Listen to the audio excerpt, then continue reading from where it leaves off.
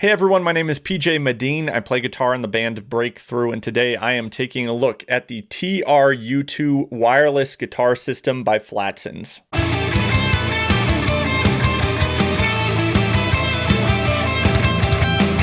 If you have not heard of Flatsons before, they are a sub-brand of the more well-known music gear company Nu X, and like I said, today we are taking a look at their TR-U2 wireless guitar system for guitar and bass. The TR-U2 system offers 100 feet of range, 6 hours of use on a full charge, and 7 auto-selecting channels. The transmitter and the receiver both feature flexible jacks, so they can work with any kind of guitar, bass, and rig. The plan for the video today is that I'm going to show you how the TR-U2 system works, then we'll hear how it sounds, we'll assess the latency, and then I will let you know what I think. We're going to start by checking out the physical features of the TR-U2's transmitter and receiver. On this side, we have the power switch. On the face, we have the channel switching button. Over here on this side, we have the USB-C port. And then on the back, we have our flexible jacks. By the way, these jacks start out pretty tight. You really got to work hard to get them to move. Now let's take a look at the functionality. So to turn on the system, we'll push the switch into the on position. This light is going to come on to indicate that it's powering up. These blue lights are going to blink. When they stop blinking, it means that the transmitter and receiver have synced up. As previously mentioned, the system offers 7 channels you can choose from. You switch the channels by double pressing the channel switching buttons. Before I do that, I'm going to point out that when I double press that button, these blue lights are going to blink. The number of times that they blink indicate which channel you're on. So say that they blink 3 times, that means that I'm on channel 3. All right, I'm going to use the channel switching button on the transmitter.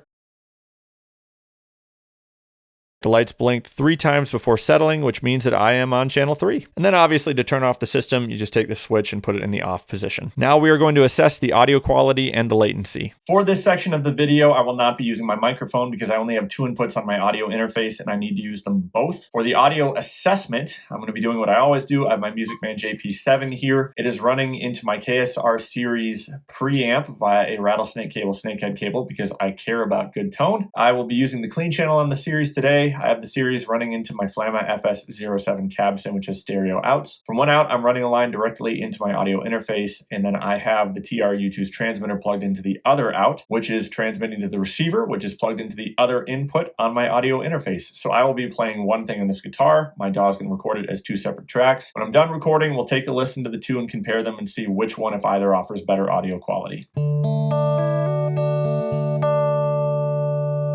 enough? Let's take a listen to the cable for starters. Now we're going to take a listen to the TR-U2. If there's a difference, it's difficult to discern. If anything, the TR-U2 offers just a little more clarity. All right, now let's check out the latency. All right, we'll start with the cable, and the signal is starting near the beginning of 054,592. Check out the TR-U2. All right, and that one starts at 054,597, so it's about 5 milliseconds of latency, which I believe checks out with what Flatsons advertises for this system.